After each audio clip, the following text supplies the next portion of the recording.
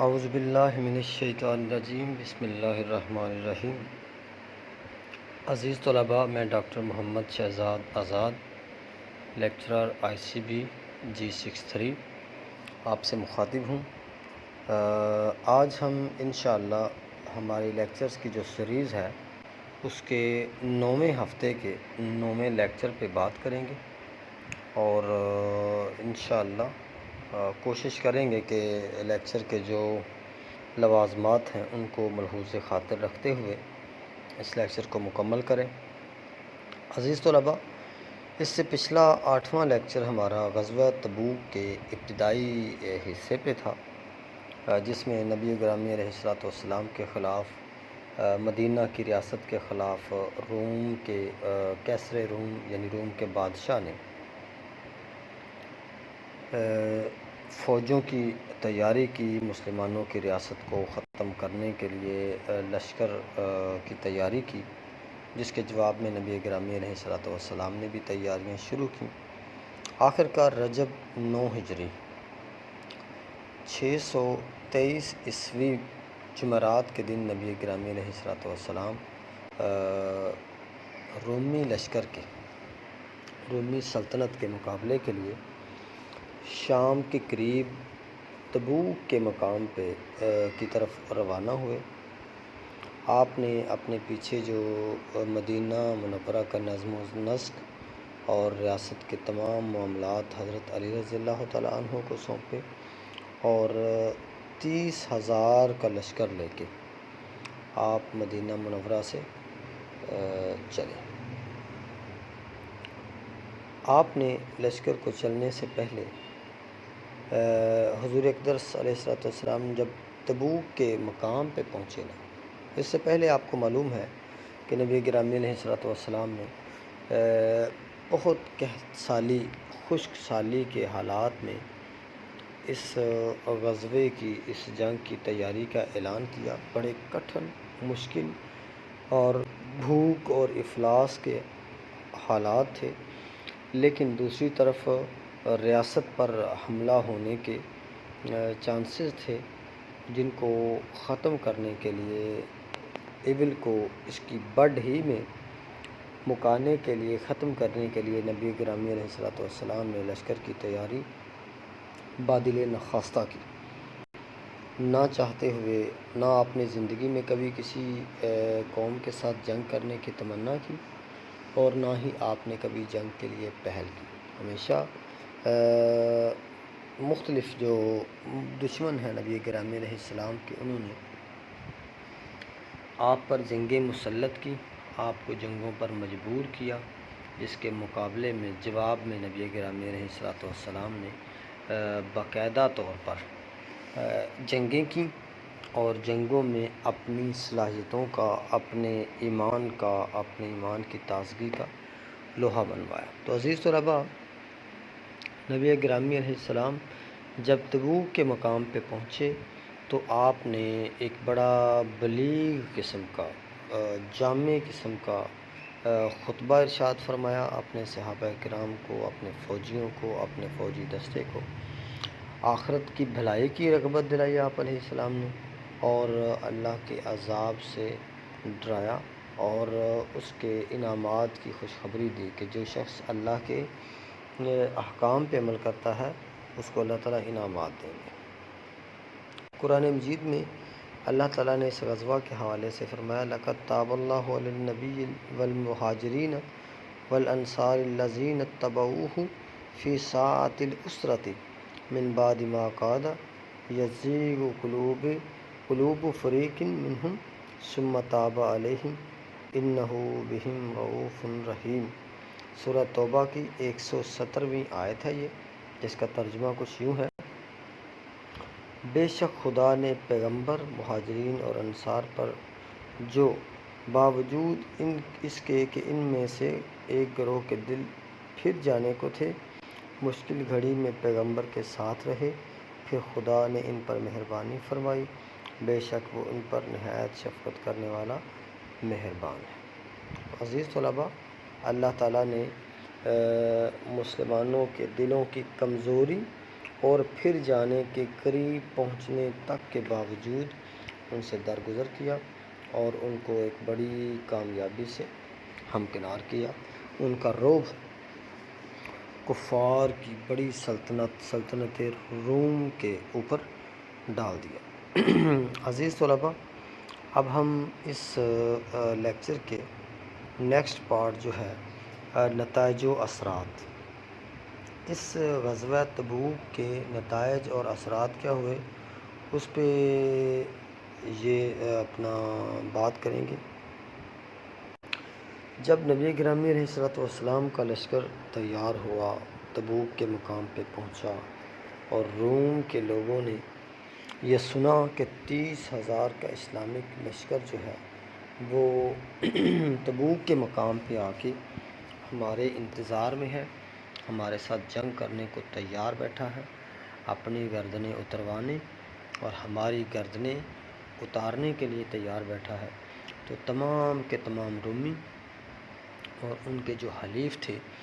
وہ چونکہ یہ بات جانتے تھے کہ محمد علیہ السلام اور ان کے ساتھی عرب لوگ جو ہیں وہ اس وقت دنیا میں بہادر ترین قوم کہلاتے ہیں اور دنیا کے مضبوط ترین لوگ ہیں، ان کے ایمان، ان کے عزم، ان کے ارادے دنیا کی پختہ ترین قوموں سے بھی زیادہ پختہ ہیں۔ ان کے پاس مال و اسباب کم ضرور ہے، لیکن ان کی جو حوصلے کی قوت ہے، ایمان کی قوت ہے، لڑ جانے کی جو قوت ہے، عزم مصمم جو ان کے اندر موجود ہے، وہ ان کو کسی بھی قوم سے ہارنے نہیں دیتا۔ وہ جس قوم کا بھی رخ کرتے ہیں یا جو قوم بھی ان کا رخ کرتی ہے، ہمیشہ کامیابی، کامرانی مسلمانوں کو نصیب ہوتی ہے۔ مسلمان ہارنے والی قوم نہیں ہے۔ جب ان کو یہ خبر ہوئی تو وہ گھبرا گئے، پریشان ہو گئے، شہروں کے اندر ہی، گھروں کے اندر سے نہ نکلے، اور جو فوجیں جمع تھیں روم کی، شام کی اور اس کے علاوہ آس پاس کے لوگوں کی، تو وہ جو فوج تھی وہ ساری کی ساری کیا ہوا، بکھر گئی، شہروں میں، گلیوں میں ادھر ادھر بکھر گئی اور مسلمانوں کا مقابلہ کرنے کی ہمت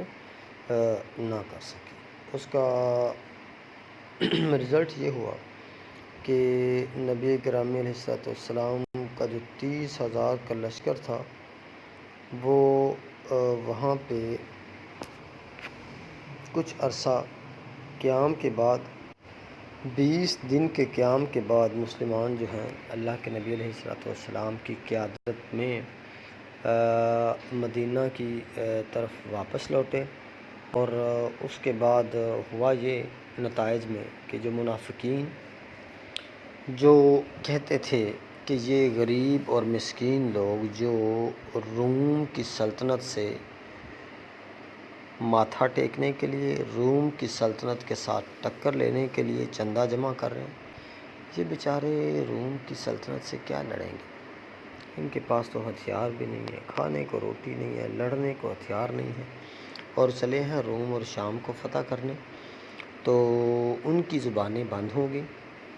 آنکھیں ان کی جھک گئیں، چونکہ منافق تھے اور بزدل تھے، صرف نام کے مسلمان رہنا چاہتے تھے، اندر سے مسلمانوں اور اسلام کے دشمن تھے۔ تو رزلٹ یہ ہوا کہ ادھر سے رومی لشکر اپنی موت آپ مر گیا، ختم ہو گیا، ان کی جو رعب تھا، دبدبہ تھا، وہ بھی ختم ہو گیا، مسلمانوں کا رعب اور دبدبہ ان پہ طاری ہو گیا۔ دوسری طرف منافقین جو تھے وہ کھل کر سامنے واضح ہو گئے کہ یہ لوگ ہیں جو مشکل کی گھڑی میں مسلمانوں کا ساتھ دینے والے نہیں ہیں، مسلمان نہیں ہیں، اور جن لوگوں نے ساتھ دیا وہ واضح ہو گیا کہ یہ پکے اور سچے، ہر لحاظ سے پکے اور سچے مسلمان ہیں۔ تو واپسی پہ اللہ کے نبی صلی اللہ علیہ وسلم نے جو اس علاقے تبوک کے راؤنڈ اباؤٹ مختلف علاقے تھے، ان کے ساتھ ان میں جو قبائل بستے تھے ان قبائل کے ساتھ نبی گرامی علیہ الصلوۃ والسلام نے ملاقاتیں کی، ان تمام قبائل کو اسلام کی بالادستی کے نیچے لائے، اپنی سلطنت میں ان کو شامل کیا، ان کے ساتھ باقاعدہ طور پہ امن کے معاہدے کیے۔ جن قبائل نے مسلمانوں کے ساتھ امن کے معاہدے کیے، ان قبائل کو اللہ کے نبی علیہ السلام نے جزیہ دینے پر مجبور کیا، اور جن قبائل نے جزیہ دینا قبول نہ کیا تو نبی گرامی علیہ الصلوۃ والسلام کے طرز عمل کو چونکہ وہ جانتے تھے کہ اگر مسلمانوں کے ساتھ صلح نہ کی، مسلمانوں کو جزیہ دینا قبول نہ کیا، تو اس کا رزلٹ یہ ہوگا کہ مسلمان ہم پہ چڑھائی کریں گے اور ہم روم کی سلطنت کی طرح بکھر جائیں گے۔ ہم طاقت اور قوت کے لحاظ سے کمزور ہیں مسلمانوں سے، لہٰذا ان کی بالادستی کو تسلیم کرنا، اسلام کے جو نظام ہے اس کے ماتحت زندگی گزارنا ہمارے لیے مفید ہے۔ لہٰذا جو بھی قبائل مدینہ اور شام روم کے درمیان بستے تھے، جن سے اللہ کے نبی علیہ الصلوۃ والسلام کا واسطہ ہوا، آپ کی ملاقات ہوئی، ان کے آپ وہاں سے گزرے، نتیجتاً ان تمام قبائل نے اسلام کی بالادستی کو قبول کر کے جزیہ دینے پر اتفاق کیا، اور رزلٹ یہ ہوا، اللہ تعالیٰ نے اتنی بڑی جو آپ کہہ لیں نصرت مسلمانوں کو نصیب فرمائی کہ اگر مسلمان جنگ کرتے تو جنگ جو ہے کرنے کے باوجود بھی مسلمانوں کو اللہ کی طرف سے وہ کامیابیاں نہ ملتی جو مسلمانوں نے بغیر جنگ کیے صرف اپنا رعب اور دبدبہ دکھا کے جو کامیابیاں سمیٹیں، وہ جنگ کے ساتھ سمیٹنے کے قابل نہیں تھی۔ تو عزیز طلباء، ہمارا جو لیکچر کا پہلا حصہ ہے وہ چونکہ لیکچر پہ مشتمل ہوتا ہے، وہ اب کمپلیٹ ہوا۔ اگلے لیکچر میں اگلے حصے میں ہم بات کریں گے اس کے جو سوال و جواب ہیں اس نشست کے ان پہ۔ عزیز طلباء، اب ہم ہمارے کلاس 7 کے اسلامیات کے 9ویں لیکچر کے دوسرے حصے پہ بات کریں گے۔ اس لیسن میں جو بقیہ سوالات رہ گئے تھے پچھلے لیکچر میں، ان سوالات کے جوابات پہ ہم روشنی ڈالیں گے۔ ہمارے پاس جو سوال نمبر 1 کا تیسرا جو شارٹ کوشچن ہے وہ ہے غزوہ تبوک کے موقع پر نازل ہونے والی آیت کریمہ کا ترجمہ تحریر کریں۔ تو اس ترجمے کو پہلے بھی ہم ذکر کر چکے ہیں، نہ صرف ترجمہ بلکہ پوری آیت ہی ذکر کر چکے ہیں، اسے ہم دوبارہ یہاں ریپیٹ کر دیتے ہیں۔ اللہ تعالیٰ نے قرآن مجید میں فرمایا لَقَدْ تَابَ اللَّهُ عَلَى النَّبِيِّ وَالْمُهَاجِرِينَ وَالْأَنصَارِ الَّذِينَ اتَّبَعُوهُ فِي سَاعَةِ الْعُسْرَةِ مِنْ بَعْدِ مَا كَادَ يَزِيغُ قُلُوبُ فَرِيقٍ مِّنْهُمْ ثُمَّ تَابَ عَلَيْهِمْ إِنَّهُ بِهِمْ رَءُوفٌ رَحِيمٌ۔ سورۃ توبہ کی 170ویں آیت، جس کا ترجمہ ہے بے شک خدا نے پیغمبر، مہاجرین اور انصار پر جو باوجود اس کے کہ ان میں سے ایک گروہ کے دل پھر جانے کو تھے، مشکل گھڑی میں پیغمبر کے ساتھ رہے، پھر خدا نے ان پر مہربانی فرمائی، بے شک وہ ان پر نہایت شفقت کرنے والا اور مہربان ہے۔ ہمارے پاس دوسرے جو نیکسٹ شارٹ کوشچن ہے وہ کوشچن نمبر 4 ہے، غزوہ تبوک کے موقع پر منافقین کا کیا کردار تھا؟ غزوہ تبوک کے موقع پر عزیز طلباء منافقین کا کردار کچھ یہ تھا کہ وہ چونکہ دل سے مسلمانوں کی اور اسلام کے خلاف تھے، اسلام کی بالادستی، اسلام کی ترقی، اسلام کی جو اشاعت ہے اس کے خلاف تھے۔ انہوں نے اول تو مسلمانوں کی حوصلہ شکنی کی، طعنہ زنی کی کہ یہ جو مسکین لوگ پیسے جمع کر کے کیسر روم کی اتنی بڑی دنیا کی سپر پاور کو ہرانے کے لیے جا رہے ہیں، یہ اس کا کیا مقابلہ کریں گے؟ اور دوسری طرف مسلمانوں کا حوصلہ بھی کم کرتے تھے کہ ان میں یہ کمزوریاں ہیں، یہ مسائل ہیں، یہ سلسلے ہیں۔ ہر لحاظ سے انہوں نے مسلمانوں کو مشکل کی گھڑی میں زچ پہنچانے کی کوشش کی اور طعنہ زنی کرتے رہے، مخالفت کرتے رہے، حوصلہ شکنی کرتے رہے۔ ہمارے پاس 5واں شارٹ کویشچن ہے، غزوہ تبوک کے موقع پر سرحدی قبائل کے ساتھ کیا معاملہ کیا گیا؟ تو نبی گرامی صلی اللہ علیہ وسلم نے غزوہ تبوک میں 20 دن قیام کرنے کے بعد جب واپسی کا رخ کیا تو مختلف قبائل کے ساتھ آپ نے مختلف قسم کے امن کے معاہدے کیے۔ ان قبائل کو آپ نے اسلام کی بالادستی اور اسلام کی سلطنت کے زیر نگین لانے کے لیے مختلف معاہدے کیے اور ان کو اس بات پہ قائل کیا کہ وہ اسلامی سلطنت کا حصہ ہیں، چاہے کافر رہیں چاہے مسلمان ہو جائیں، لیکن وہ اسلامی سلطنت کے ماتحت زندگی گزاریں گے۔ اس کے بعد اور سالانہ اپنی جو زرعی آمدن ہے اس میں سے جزیہ دے کے مسلمانوں کے تحفظ میں، اسلامی سلطنت کے تحفظ میں زندگی گزاریں گے۔ تو عزیز طلباء، یہ جو موقع تھا کہ مسلمانوں نے بغیر جنگ کیے بہت سارے قبائل کو اپنے ماتحت بنا لیا۔ مسلمانوں کو ان قبائل کو جنگ کر کے فتح کرنے کی ضرورت نہ پڑی، بلکہ بغیر جنگ کے ہی مسلمانوں نے، اللہ کے نبی علیہ السلام نے اپنے اخلاق، کردار اور تعلیمات کی تاثیر کی روشنی میں ان علاقوں کو آپ نے بغیر جنگ کے فتح کر لیا۔ ہمارا اگلا جو سوال ہے وہ سوال نمبر 2 ہے۔ بیسیکلی درج ذیل سوالات کے تفصیلی جوابات دیں۔ اب اس ہمارے لیکچر میں 2 جو سوالات ہیں تفصیلی سوالات، ان کے جو جوابات ہیں وہ ہم نے اس لیکچر میں آپ کے گوش گزار کرنے ہیں۔ پہلا سوال ہے، صحابہ کرام نے کس طرح جہاد کے لیے عطیات جمع کیے؟ وضاحت کریں۔ اب اس چیز کی وضاحت صفحہ نمبر 43 پر دیکھیں، ہیڈنگ جو ہے وہ ہے حالات کی۔ اس میں جو پہلے الفاظ ہیں، اگرچہ پہلے ہی قحط سالی کا عالم تھا سے لے کر جنگی ضروریات کا بندوبست کیا گیا تک، یہ صفحہ نمبر 43 پہ ہمارے سوال کا جواب موجود ہے۔ اور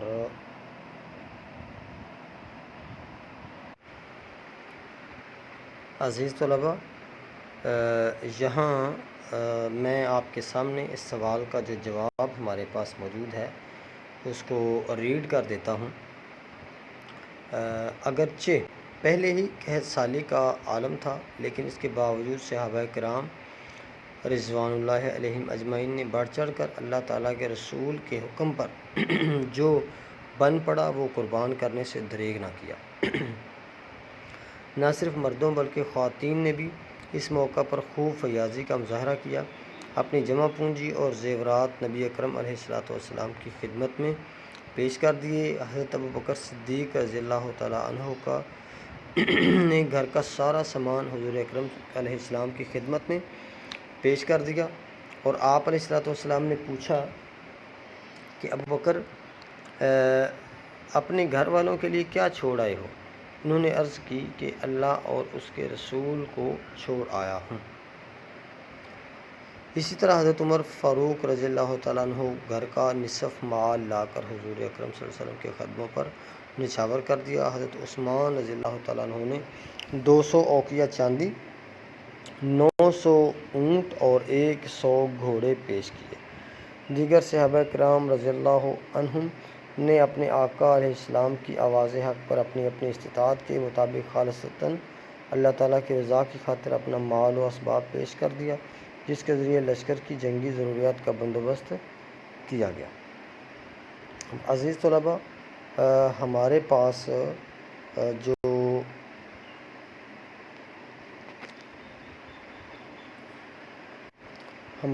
جو نیکسٹ سوال ہے وہ ہے مسلمانوں کو غزوہ تبوک سے کیا نتائج حاصل ہوئے؟ اب اس کو صفحہ نمبر 44 پہ ہم نے دیکھنا ہے، نتائج و اثرات کی ہیڈنگ میں۔ اس کو بھی میں آپ کے سامنے، چونکہ یہ کافی لمبی عبارت ہے، اس عبارت کے اندر آپ نے جب سوال کا جواب لکھنا ہے تو یہ ساری عبارت نہیں لکھ دینی، بلکہ اس عبارت میں سے جو اس عبارت پوری کا نچوڑ ہے وہ آپ نے جو ہے وہ کاپی پہ بھی نوٹ کرنا ہے، اور جب مشقی جو سوالات ہیں وہ چیک کیے جائیں تو وہاں آپ کی کاپی کے اندر یہ پورے کا پورا پیراگراف نہیں آئے، بلکہ اس کے چیدہ چیدہ جو نکات ہیں وہ آپ کی نوٹ بک پہ نظر آنے چاہیے۔ اور اسی طرح ہی جب آپ کو سوال سالانہ یا سیکنڈ ٹرم میں آپ کی جو سوالات آپ سے پوچھے جائیں پیپر کے اندر، اگر یہ سوال ان پیپر میں آ جائے تو اس پیپر میں آپ نے اس پورے کے پورے پیراگراف کو نہیں، بلکہ اس پیراگراف کے چیدہ چیدہ جو اہم نکات ہیں ان نکات کو آپ نے نوٹ کرنا ہے۔ مثال کے طور پہ ان نکات میں یہ ہیں کہ جب رومیوں اور ان کے حلیفوں نے نبی گرامی علیہ السلام کی آمد کی خبر سنی تو ان کے حوصلے جو ہے وہ پست ہو گئے، وہ خوف سے لرزہ طاری ہو گیا، ان پہ گھبرا گئے، اور ان میں مسلمانوں کے ساتھ ٹکر لینے کی جو ہے وہ ہمت نہ رہی۔ دوسری طرف مسلمانوں کی جو قوت تھی، ہیبت تھی، رعب تھا، وہ ان پہ طاری ہو گیا۔ تیسرا، مسلمانوں کے حوصلے بلند ہو گئے کہ کتنی بڑی سلطنت ہے، ہمارے اتحاد، اتفاق اور نبی گرامی علیہ السلام کی بہترین حکمت عملی کے باعث اتنی بڑی سلطنت ہمارے سے خوف کھا رہی ہے، ہمارے سے ڈر رہی ہے، لہذا مسلمانوں کا جو مورال تھا وہ بلند ہو گیا۔ اسی طرح جب آپ مدینہ واپس تشریف لا رہے تھے تو راستے میں جو قبائل کے ساتھ آپ کا سامنا ہوا، اور بہت سارے قبائل نے، اکثر قبائل نے آپ کی اطاعت اور آپ کی فرما برداری کو قبول کیا، آپ کے ماتحت رہ کر جزیہ دے کر زندگی گزارنے کو قبول کیا، یہ بھی رزلٹ مسلمانوں کو ملا۔ اور اس کے ساتھ ہی ایک بڑی بات یہ تھی کہ جو منافقین مسلمانوں پہ طعنہ زنی کرتے تھے، مسلمانوں پہ کیچڑ اچھالتے تھے، طرح طرح کی باتیں کرتے تھے، تنگ کرتے تھے مسلمانوں کو، تکلیف دیتے تھے اپنی باتوں سے، کہ یہ چھوٹا سا گروہ مسکین غریب لوگ اتنی بڑی سلطنت کا کیسے مقابلہ کریں گے، تو ان کی زبانیں بند ہو گئیں، نظریں ان کی جھک گئیں، اور وہ ذلیل و خوار ہو کر اگلی زندگی گزارنے پہ مجبور ہوئے۔ عزیز طلباء، مجھے امید ہے کہ آپ لوگ اس پورے کے پورے جو لیکچر ہے اس کو آپ سنیں گے، اور سننے کے بعد اچھی طرح سے اس کو یاد کریں گے، اس کے جو مختلف پہلو ہیں ان پہ غور و فکر کر کے اپنی جو نیٹ نوٹ بکس ہیں ان کو سوالوں کے جوابات کے ساتھ اور پوری مشق کو جو ہے وہ کمپلیٹ طور پہ لکھیں گے، اور کوشش یہ کریں گے کہ اپنے ایمان کو ہمیشہ تازہ رکھیں، اور اسلامک جو روایات ہیں ان پر پابندی کرنے کی بھی کوشش کریں گے۔ اللہ سے دعا ہے کہ اللہ تعالیٰ میرا اور آپ کا حامی و ناصر ہو۔ السلام علیکم ورحمۃ اللہ وبرکاتہ۔